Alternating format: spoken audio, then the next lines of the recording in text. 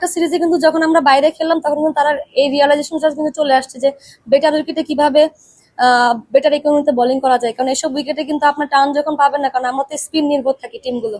So তখন হচ্ছে এখান মানে সাবকন্টিনেন্টাল উইকেটে যখন খেলি তখন অটোমেটিক্যালি ভালো জায়গায় বল করলে উইকেট চলে আসে, বাট ওইখানে কিন্তু উইকেট নেওয়ার জন্য অনেক বেশি পরিশ্রম করতে হয়। সো বলারদের সাথে এভাবে কথা হয়েছে যেন আমরা উইকেটের পেছনে না যে আমরা ইকোনমিক্যাল বল করি, কারণ প্রত্যেকটা টিমকে একটা ভালো স্কোরে রেস্ট্রিক্ট করাটাও কিন্তু অনেক বেশি ডিফিকাল্ট হয়ে দাঁড়াবে এসব ভালো উইকেটে।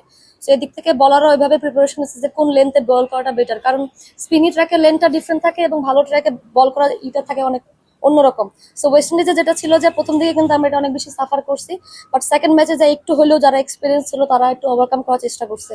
তো ওই এক্সপিরিয়েন্স থেকে আমার কাছে যেটা ফিল হয় এবং অনেকে আমরা ভিডিওস গুলো দেখতেছি, ওই উইকেটে আমরা 2019 সালে লাস্ট খেলছি।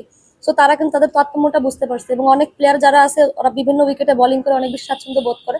স্পেশালি বলবো যে তিনজন বলার নাম না নিলেই নয়, স্পিনার যদি বলি নাইদা আছে, ফাইমা আছে, রাবে আছে, যারা হচ্ছে অনেক বেশি বলবো যে তারা উইকেটটা খুব অ্যাডাপ্ট করতে পারে খুব জলদি।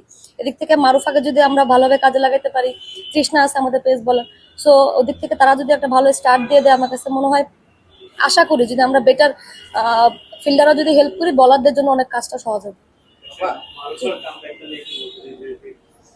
মারুফাকে আমরা আস্তে আস্তে রেডি করছি এবং ওকে প্রিমিয়ার কিন্তু খেলতে না দেওয়ার রিজনটা এটা ছিল, কারণ আমরা চাচ্ছিলাম যেন কোয়ালিফায়ার ওকে আমরা ফ্রেশ পাই, কারণ পেস বোলারদের আসলে অনেক বেশি বলবো যে নার্সিং করতে হয় এবং ও যেহেতু অনেক ইয়াং এবং ওকে আমরা ওভারলোডেড করতে চাইনি, কারণ ওকে আমরা প্রত্যেকটা ম্যাচে অ্যাভেলেবেল যেন পাই সেটাই আমাদের প্ল্যান ছিল। সো ওইভাবেই ট্রেনার ফিজিও কাজ করে গেছে এবং ও আসলে এই জিনিসটাকে অনেক বেশি পজিটিভ নিচ্ছে, যেটা আমাদের জন্য অনেক বেশি গুরুত্বপূর্ণ ছিল।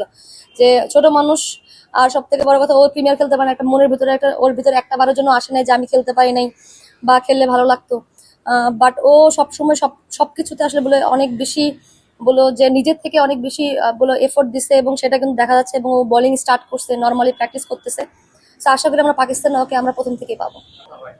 না, জাহান আপুর সাথে আসলে আমার ওইভাবে কথা হয়নি। যাওয়ার আগে যখন আমরা একসাথে খেলছি বা ক্যাম্পে ছিলাম তখনই কথা হয়েছে এবং যতটুকু আপনারা দেখেন সোশ্যাল মিডিয়া হয়তো ততটুকু আমিও জানি, বাট বাইরে যাওয়ার বিষয় দেখেন এটা যার যার পার্সোনাল ইন্ডিভিজুয়াল বলবো ডিসিশন, তারা মেক করে গেছেন, অথবা ভালো অপরচুনিটিস পেয়েছেন বিদায় গেছেন। বাট আমার কাছে যেটা ফিল হয় যে আমাদের এখানেও আরো অনেক কিছু দেওয়ার আছে, কারণ বাংলাদেশ ক্রিকেটে আমার কাছে মনে হয় যেটা আমরা তেমন কিছু এখন মতো করতে পারিনি, যেটা নেক্সট জেনারেশন সেটা ক্যারি করতে পারে।